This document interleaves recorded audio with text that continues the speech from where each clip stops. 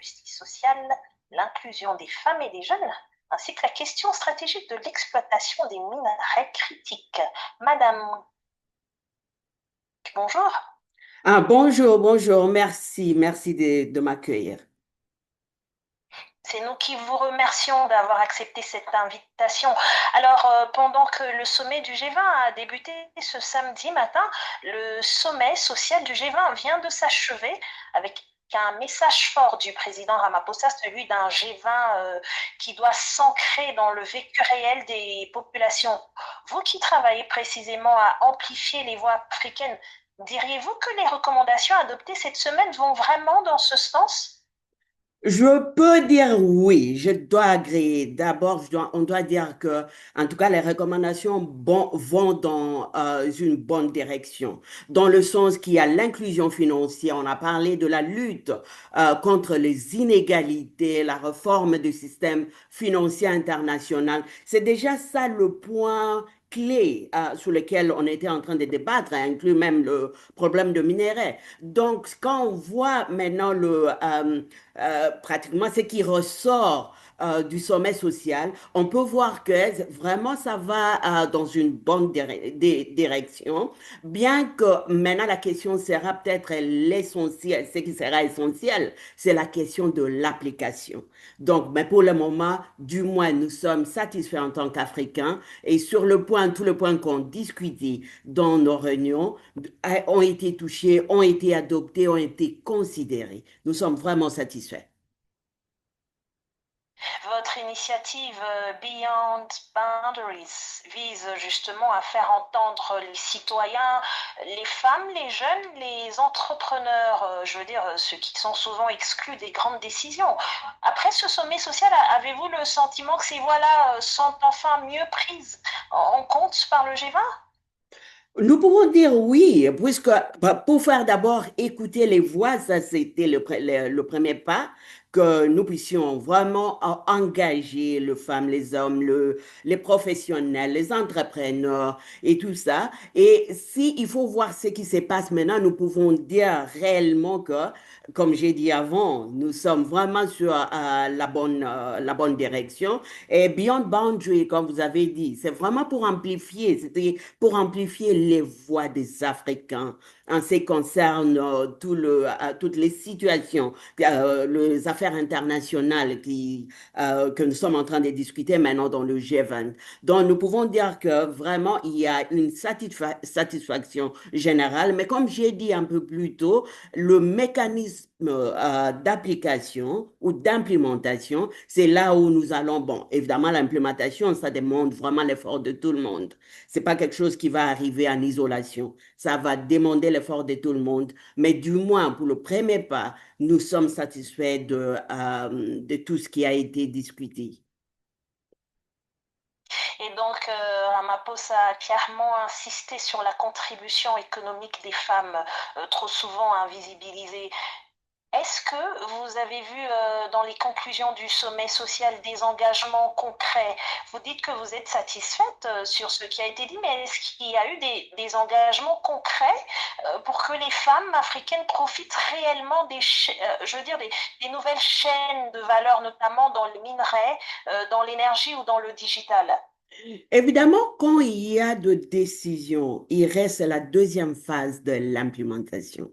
Dans la phase de l'implémentation, là, nous attendons du réel, ça sera beaucoup plus voir comment les femmes vont faire participer. Par exemple, accès aux quotas, s'il y a de projets, à quel est le pourcentage qui vont bénéficier aux femmes entrepreneurs qui œuvrent dans le domaine des minéraux, par exemple. Mais nous savons déjà qu'avec les décisions qui sont en train d'être agréées au niveau international, parce que le G20, le G20, ça inclut tout le monde, et le ratification ou le décisions qui sont en train d'être prises, c'est beaucoup plus, ça va profiter l'Afrique. Mais l'implémentation, c'est là où la femme doit être prête. Et je pense pour nous, en tant que femmes et jeunes, nous devons nous préparer, nous devons voir dans quelle mesure nous impliquer dans l'implémentation de ces accords. Donc, c'est vrai, nous sommes satisfaits du moins de ce qui est fait, mais la phase la plus importante, c'est l'implémentation. Et là, ça va demander l'effort de tout le monde. Ça va demander que les femmes puissent être mieux organisées, créer des collaborations dans différents pays, que les femmes vraiment puissent s'unir et parler d'une même voix. Et ça, c'est ce qui va aider à ouvrir de portes aux femmes, aux jeunes, aux activités et aux opportunités d'affaires, surtout dans le domaine de mines, dans le chaîne d'approvisionnement, le chaîne de transformation. Là, nous avons besoin que les femmes vraiment puissent se préparer, mais aussi qu'elles puissent s'unir, que nous puissions vraiment travailler dans l'unité et en tout cas, avec la volonté politique, nous sommes vraiment confidentes que les femmes auront accès à des marchés dans le domaine des mines et beaucoup d'autres secteurs qui ont été discutés. Alors, le thème de votre dernier webinaire est Ubuntu Diplomatie. Et jeudi 20 novembre, au sommet social du G20, le président Ramaphosa a dit qu'il faut rejeter les normes implicites qui décident qui profite et qui doit se contenter des miettes. Par ces propos, doit-on comprendre que l'Afrique propose aujourd'hui une autre façon de penser la gouvernance mondiale ou faut-il plutôt y voir un appel à changer les rapports de force au sein du G20 sans forcément parler d'un nouveau modèle de gouvernance? Personnellement, je vois les deux. Un modèle de gouvernance, je pense, pour le moment, comme nous pouvons voir la situation de G20 de 2025 en Afrique du Sud ou en Afrique, il y a vraiment un système interne qui est en train d'échanger. Il y a le système de gouvernance qui est en train d'échanger des choix sans forcément demander. Certaines grandes puissances qui n'ont pas voulu participer ou qui ont saboté, mais ont prouvé aussi que le reste du monde peut travailler sans nécessairement dépendre des autres. Là, c'est un point. Changer un autre système de gouvernance, oui, puisque ça, c'est déjà un chemin qui montre avec Ubuntu Diplomatie, c'est pratiquement amener l'équilibre, amener l'égalité, que nous sommes tous, nous contribuons tous au développement du monde. S'il faut parler, par exemple, de minerais, l'Afrique détient au moins 40% de minerais critiques. Et là, nous ne devons pas être considérés comme le moins ou le moins contribuant ou le moins important. Donc, le Ubuntu diplomatie veut seulement dire que nous sommes là, nous sommes tous égaux. Nous devons vraiment promouvoir le système d'égalité et d'équité qui est très, très important puisque le monde est interdépendant. Nous dépendons les uns des autres. Donc, je pense, oui, le président Ramaphosa a vraiment raison. Donc, nous voyons tous les deux approches. Un nouveau système de gouvernance. Oui, nous avons vraiment besoin d'un nouveau système, mais comme nous pouvons voir aussi au niveau même de G20 de 2025, il y a vraiment tout un système qui est en train d'échanger de soi. Votre série de webinaires pose aussi la question qui paye pour la justice globale et au G20, les pays en développement répètent les mêmes demandes sur la dette, les droits de tirage spéciaux et la réforme du système financier. Malheureusement, on a l'impression de tourner en rond, hein. Alors, comment faire? Qu'est-ce qui pourrait enfin faire passer ces discussions du niveau des intentions à celui des décisions concrètes?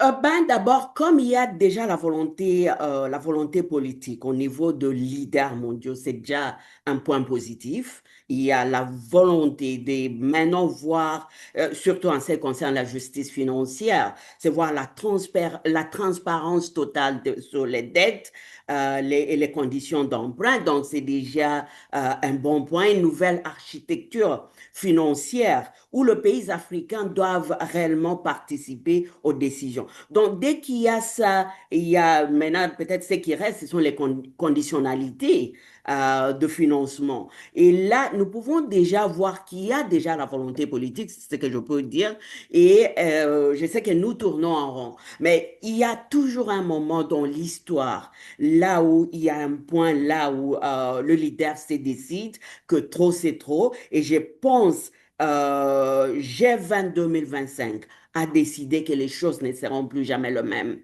Et comme le peuple est aussi éveillé, nous sommes, G20 ayant lieu en Afrique, ça a réveillé tout le monde. Ça a réveillé que la place de l'Afrique n'est pas seulement en bas, elle est maintenant en top, là où elle est aussi sur la table de prise de décision. Donc, je peux dire, c'est vrai, nous avons tourné en rond en ce qui concerne surtout la situation des justices financières, mais je suis sûr que G20 2025 en Afrique a changé les choses et les choses ne seront plus jamais les mêmes, puisque la présence même des puissances mondiales en Afrique, aujourd'hui, comme nous parlons là, ça prouve déjà qu'ils adoptent que maintenant l'Afrique, nous devons considérer l'Afrique comme un partenaire égal. Et c'est ce que nous avons toujours prêché, le partenariat gagnant-gagnant. Et je pense là, c'est déjà un bon point positif que nous pouvons compter, qu'avec cette volonté politique, ça va se traduire à des concrets qui vont bénéficier l'Afrique. Madame Madeleine Kounou, vous êtes fondatrice et présidente de Leading Women of Africa. Merci d'avoir répondu à nos questions sur l'Afrique en rapport avec ce spécial G20. Merci encore, Madame Kounou. Au revoir. Merci, merci de m'avoir eu. Au revoir.